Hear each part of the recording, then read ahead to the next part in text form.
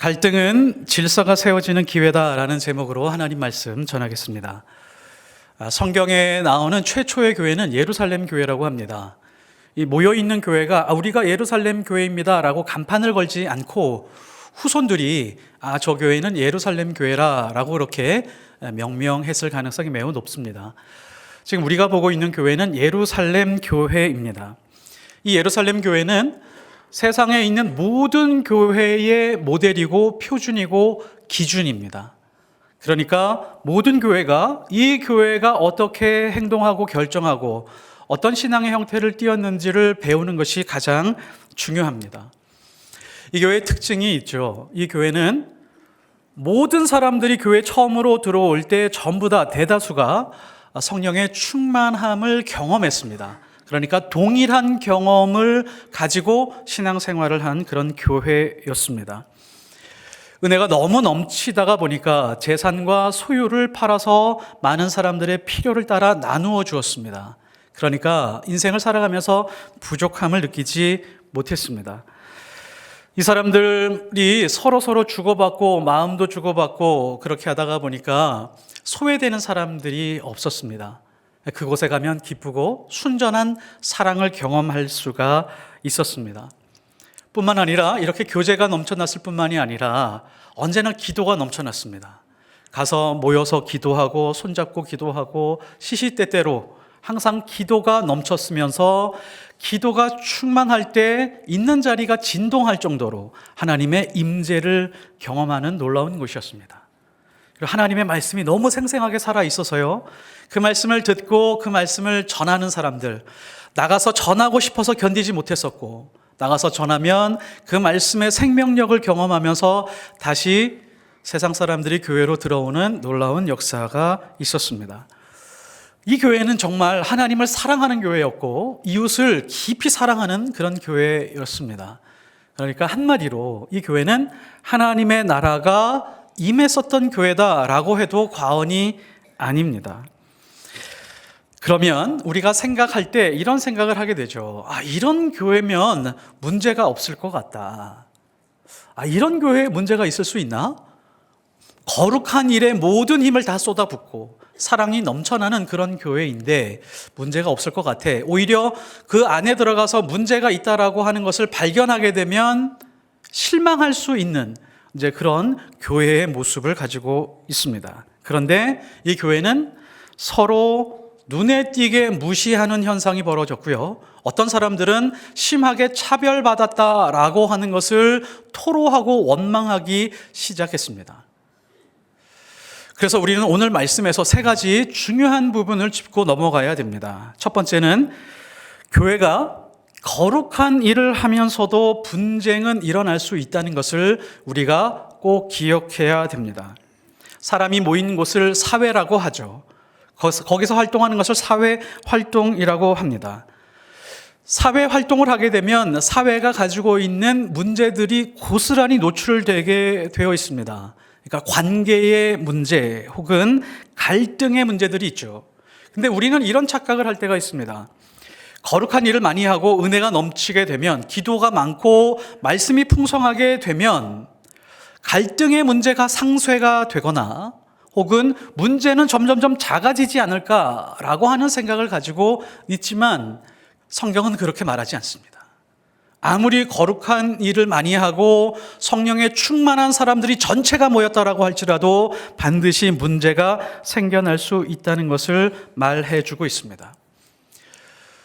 당시 이스라엘에는 거룩하다라고 모두가 인식하고 있는 세 가지 일이 있었습니다. 구제와 기도와 금식하는 일이었습니다. 구제라고 하는 문제는 아주 거룩한 일로 많은 사람들이 인정하고 있었죠. 그런데 이 구제를 통해서 싸움이 벌어지기 시작을 했습니다. 그러니까 교회가 가장 투명한 교회, 깨끗한 교회, 소외된 이웃을 위해서 모든 것을 다 쏟아붓는 교회라고 할지라도 갈등이 있다는 것을 가르쳐주고 있습니다.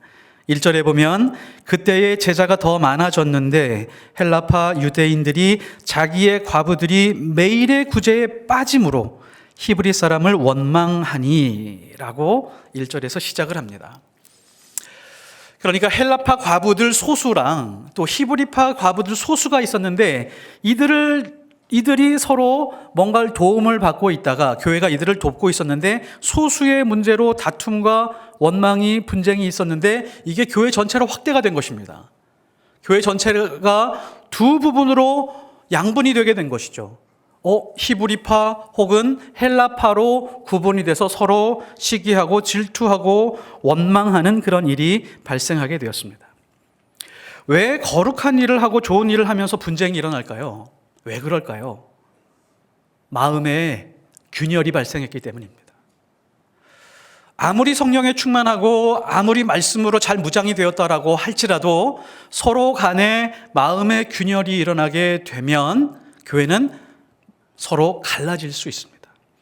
오늘 말씀에서요, 마음의 균열이 일어났다라고 하는 것을 한 단어로 원망이다라고 그렇게 말하고 있습니다. 헬라파 과부들은 이스라엘로 돌아온 소수파입니다. 그러니까 해외에 나갔다가 디아스포라로 해외에 살다가 예루살렘으로 방문을 했었는데 은혜를 받고 그 자리에 정착한 사람들이죠. 그러니까 해외 문화에 익숙한 사람들, 소수파들. 그런데 특정한 일자리가 없으니까 여기는 식민지니까 점점점 가난하게 된 것입니다. 그래서 이 사람들에게 도움이 필요해서 교회가 도와주고 있었습니다.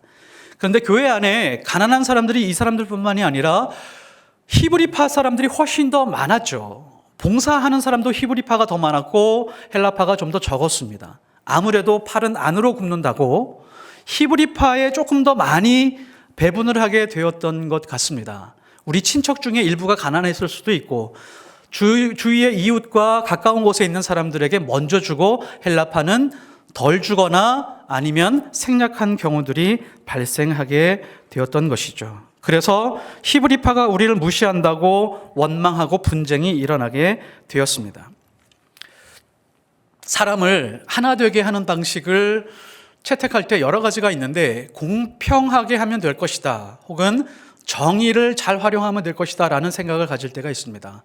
그런데 공평하게 하는 것이 세상에서 제일 어렵습니다. 이 공평이라고 하는 건 똑같이 나누어 주는 것은 굉장히 어려운 일이죠. 만일에 10사람이 있는데 똑같이 10,000원을 나눠줍니다. 공평하게 나누어 주는 것 같지만 받는 사람들을 잘 보면 어떤 사람은 90세이고 어떤 사람은 40세입니다. 어떤 사람은 누워있는 사람이고 어떤 사람은 걸어 다닐 수 있는 사람입니다. 어떤 사람은 일을 할 수 있는 사람이고 없는 사람이기 때문에 10,000원을 똑같이 준다고 해서 공평한 것은 아닙니다. 받는 사람의 입장에서 헤아려서 주어야 되는데 그것을 그 평균이나 혹은 그 지점을 찾아내기가 굉장히 어렵습니다. 사람의 마음을 모으는데 공평이라고 하는 것은 어려운 일이 될 수 있습니다. 특별히 교회는 더더욱 공평한 곳이 아닙니다. 교회는 공평을 추구하는 것도 아니고 공평하고자 하는 것도 아닙니다. 왜 그럴까요? 교회는 자기 자신이 받은 은혜의 크기에 따라서 하나님, 제가 더 많이 섬기겠습니다. 제가 더 많이 헌신하겠습니다. 제가 더 많이 희생하겠습니다. 다른 사람이 저에게 손가락질 한다라고 할지라도 제가 그 일 맡아서 하겠습니다. 공평하지 않겠습니다 라고 적극적으로 뛰어다니는 사람들이 많기 때문에 공평을 적용할 수 있는 것은 더더욱 교회가 아닙니다. 결국 사람이 하나가 되는 것은 공평이 아니라 마음이 하나가 될 수 있어야 사람이 하나가 될 수 있습니다. 두 번째는 원망의 문제가 발생을 했을 때 우리가 신앙인으로서 어떤 태도를 취해야 될지 깊이 생각하게 하는 아주 좋은 도구가 됩니다. 원망이 뭐죠? 원망을 어떻게 알고 계십니까? 못마땅하게 여기어 탓하거나 불평을 품고 미워함입니다. 누굴 탓하고 미워하는 것까지가 원망이라고 합니다. 교회가 무너지는 시점이 있는데요, 원망이 많아질 때입니다. 원망은 사람들이 모이기 때문에 어쩔 수는 없습니다. 그러나 사람들이 모여서 원망하는 것만큼 무서운 것이 없다는 것을 우리가 깨달아야 됩니다. 출애굽기에서 가르쳐주는 것이 바로 그거죠. 광야에 있는 이스라엘 백성들이 모여서 원망을 확대하고 재생산하기 시작을 했을 때 하나님이 직접 행동하셨죠. 출애굽기 16장 8절. 이는 여호와께서 자기를 향하여 너희가 원망하는 그 말을 들으셨습니다. 우리가 누구냐? 너희의 원망은 우리를 향하여 함이 아니요 여호와를 향하여 함이로다. 이스라엘 백성들이요, 자기들의 불평과 불만을 주변에 있는 사람들이나 혹은 모세를 비롯한 지도자들에게 계속해서 표출을 했습니다. 하나님께 하지 않았죠. 이 사람들은 이렇게 생각했을 것입니다. 나는 하나님께 원망한 적 없는데 라고 할 수 있지만, 하나님은 그 안에서 일어나는 그 원망들에 대하여 하나님께 하는 원망으로 들었다라고 하시면서 하나님께서 직접 일하시는 것을 볼 수 있습니다. 그래서 그 사람들이 망하게 되었죠. 우리가 고난을 당합니다. 어려움을 당합니다. 고통을 당합니다. 그때 가장 큰 시험이 있습니다. 이걸로 인해서 내 인생이 무너지는 것이 아닌가? 그거 아닙니다. 내 입술에서 원망이 떠나지 않고 있을 때, 불평과 누군가를 미워하는 것이 계속 떠나지 않는 것이 가장 큰 시험입니다. 성경에서 말하는 이 원망에 가장 가까운 것이 이 수근수근 되는 것을 말합니다. 원망은 혼자 마음에 품고 하는 것이 아니라 누군가 3355 모여서 특정한 사람, 특정한 몇몇 사람들을 뒷담화 하면서 그렇게 수근수근 되는 것을 원망이라고 할 수 있습니다. 내가 미워하는 사람이 있는데, 내가 불만이 많은 사람이 있는데, 내 마음하고 똑같이 저 사람도 미워하게끔 그 사람에게 정보를 주고 그 사람과 함께 그 사람을 뒤에서 씹고 비난하는 것, 이것이 굉장히 위험한 것입니다. 이것이 계속되고 지속이 되면 그 사람도 병들고 그 모임도 병들게 되어 있습니다. 그런 분위기를 축소시키거나 그런 분위기를 거절하는 것을 뭐라 그러죠? 그것을 지혜라고 합니다. 교회에서 지혜로운 사람들은 바로 이런 사람들입니다. 그래서 교회라고 하는 곳이 그렇습니다. 교회에서는 열등감이 없는 모임, 열등감이 없는 교제권, 이것이 필요합니다. 그래야 우리가 쉴 수 있습니다. 육체적으로 피곤할 때 우리는 휴가를 떠나잖아요. 공휴일에 혹은 휴가를 내서 해외를 다녀오든지 아니면 캠핑을 가든지, 그래서 육체의 쉼을 얻습니다. 영혼의 쉼을 어떻게 얻을 수 있을까요? 영혼의 쉼을 얻을 수 있는 방법은 하나님의 사랑을 받고 열등감이 없는 사람들끼리 모여서 서로 교제할 때, 그때 영혼의 쉼을 얻을 수 있습니다. 이게 뭐냐면 교회 안에 얻을 수 있는 코이노니아입니다. 맑은 정신의 소유자와 교제를 누릴 때 그 사람은 영혼의 쉼을 누릴 수 있습니다.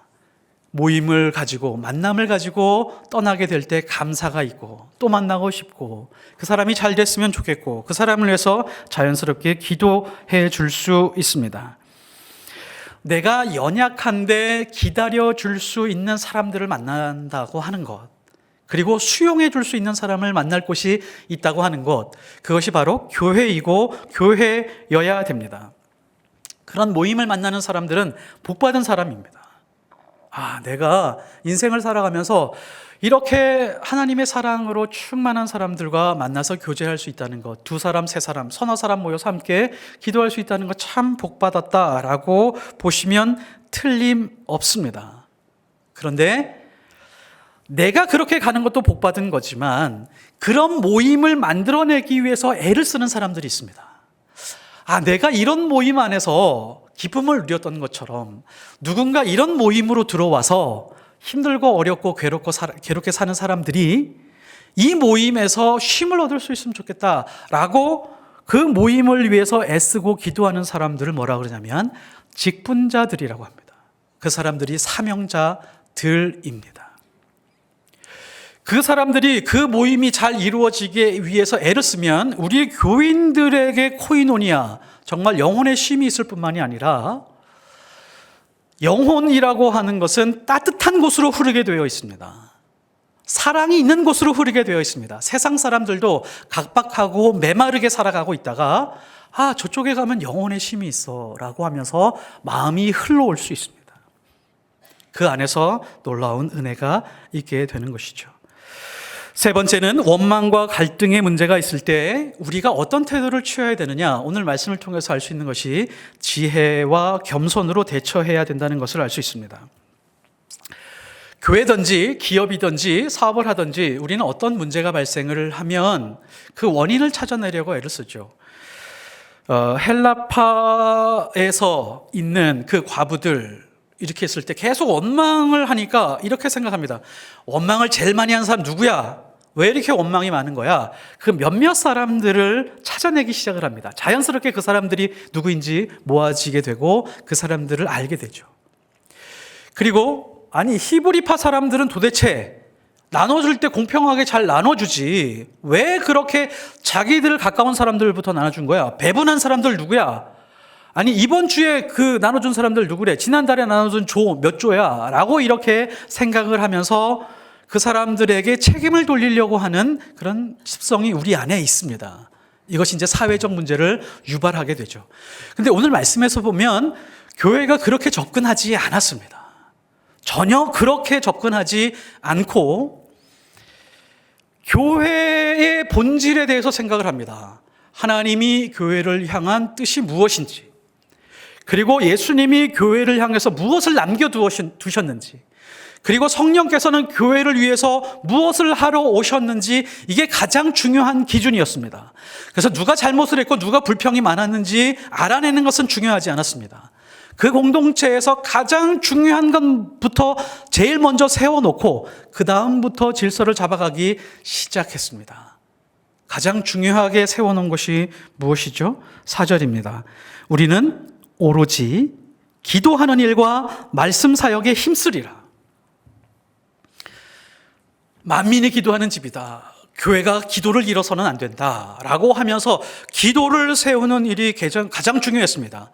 모여서 함께 기도하면서 위로받고 하나님의 뜻을 구하는 것, 그리고 하나님의 말씀을 듣고 그 말씀의 은혜를 가지고 세상에 나가서 말씀을 전하는 것, 이것만큼은 흔들려서는 안 된다. 세상에 아무리 착한 일, 구제하는 일, 그 일이 중요하다라고 할지라도 기도와 말씀에 앞서 있으면 반드시 분쟁이 발생하고 원망과 시기가 일어나게 된다. 그래서 중요한 것부터 세우고 그 다음 순위를 세우게 된 것입니다. 그러니까 교회든지 어느 모임이든지 같은 문제가 반복해서 발생하게 되면 사람의 문제가 아니라 이거는 구조의 문제입니다. 그러니까 시스템의 문제이죠. 반복적으로 발생하는 그 문제는 그 사람 탓이 아니라 무엇인가 환경의 탓이기 때문에 구조를 바꿔야 되겠다라고 하는 것에 도달하게 된 것이죠. 그래서 사도들과 성도들의 지혜가 발휘된 것입니다. 그래서 사람을 세우게 되고 구조를 새롭게 조성하게 되는데 이때 세워진 사람들이 집사입니다. 집사가 세워지고 나서 어떤 일이 발생했냐? 기도와 말씀이 흐트러지지 않고 구제하고 가난한 이를 돕는 일이 더 잘 이루어졌습니다. 7명의 집사들이 어떤 사람들이죠? 3절에 보면 형제들아 너희 가운데 성령과 지혜가 충만하여 칭찬받는 사람 일곱을 택하라. 우리가 그 일을 그들에게 맡기고. 여기도 참 멋집니다. 7명을 선출하는데 사도들이 자신들의 권위로 7명을 지목해서 선정하지 않았습니다. 사도들이 살짝 빠집니다. 그리고 형제들아 라고 하면서 사람들을 불러 모았습니다. 여러분들의 방식으로 여러분들이 기도하면서 7명을 선출해 주십시오 라고 하면서 사도들이 빠집니다. 이 교회는 지금 기도가 많이 있고 말씀이 살아있고 성령이 충만한 교회이기 때문에 그들이 모여서 선출할 수 있는 힘을 가지고 있다는 것을, 그 믿음을 가지고 있었던 것이죠. 자, 어떤 방식을 가지고 선출했는지는 잘 모르겠습니다. 투표 방식인지 추천 방식인지 그 방식은 중요하지 않지만 선출된 결과가 놀랍습니다.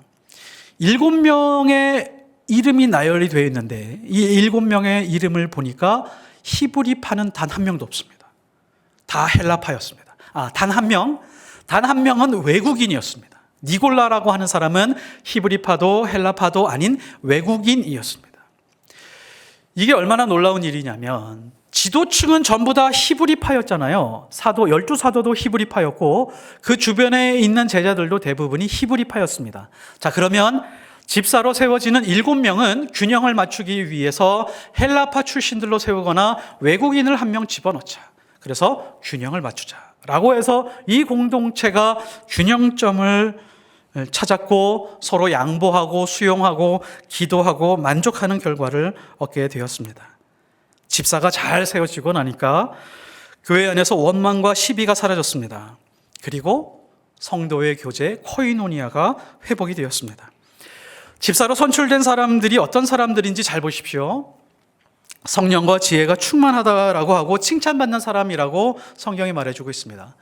이게 사실 어려운 이야기가 아닌데 성령에 충만하고 지혜가 있다라고 하는 것은 잘 조합해 보면 이 사람은 어떻게 드러나냐면 겸손한 사람입니다.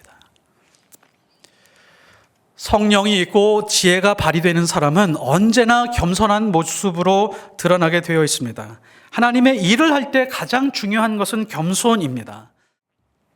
겸손한 집사들이 세워지고 나서 공동체가 중심을 잡으니까 놀라운 결과가 일어났습니다. 7절에 보면 하나님의 말씀이 점점 왕성하여 예루살렘에 있는 제자의 수가 더 심히 많아지고 허다한 제사장의 무리도 이 도에 복종하니라. 아까 말씀드렸었던 것처럼 저 교회 저 모임에 가면 영혼의 쉼이 있구나, 구원의 능력이 있구나 라고 하는 것을 교회 밖에 있는 사람들이 깨닫기 시작을 했습니다. 더 충격적인 것은 여기서 허다한 제사장들의 무리에게 감동을 주었다는 사실입니다. 제사장들이 지켜봤겠죠. 사회적으로 무리를 일으키는 것 같은 새로운 이단 같은 공동체를 지켜봤을 것입니다. 가만히 지켜보니까 분쟁이 있고 원망이 일어나기는 하는데 그 원망과 시비가 잘 봉합이 되고 나서 더 강력한 공동체로 거듭나는 장면을 보고 제사장들이 저 공동체로 들어가야겠다, 내가 제사장을 그만둔다라고 할지라도 저곳에 가서 나는 영혼의 쉼을 얻겠다라고 그렇게 결심하게 만들어버렸습니다. 제사장이 교인이 된다라고 하는 것은 스님이 스님복을 벗고 교회로 들어오는 것과 거의 비슷합니다. 말씀의 결론을 맺겠습니다. 거룩한 일을 하고 좋은 일을 하면서도 분쟁이 있습니다. 그때 우리는 누가 분쟁을 일으키는 거야? 왜 이렇게 반복적으로 이런 일들이 일어나는 거야? 라고 하는 것이 아니라 우리는 먼저 누군가의 마음을 헤아릴 수 있어야 됩니다. 그리고 원망이 우리의 삶의 태도가 되어서는 절대로 안 됩니다. 수근수근거리면 원망이 확대되고 모임은 부패하게 되어 있습니다. 원망이 일어나면 그 원망을 기도로 바꿀 수 있는 힘이 있어야 됩니다. 이것이 지혜입니다. 교회는 성령과 지혜가 있는 겸손한 사람이 필요합니다. 우리는 이렇게 찾죠. 교회에 이런 사람 없을까? 겸손한 사람, 성령과 지혜가 있는 사람 없을까? 막 찾으려고 합니다. 그 사람들을 찾으면 기뻐하죠. 근데 그게 아니라 내가 그런 사람이 되기 위해서 하나님 앞에 간구하고 노력하고 성장할 수 있어야 됩니다. 교회의 여러 모임이 그런 사람들로 모여지게 되면 아름다운 교회의 포이에메가 될 수 있습니다.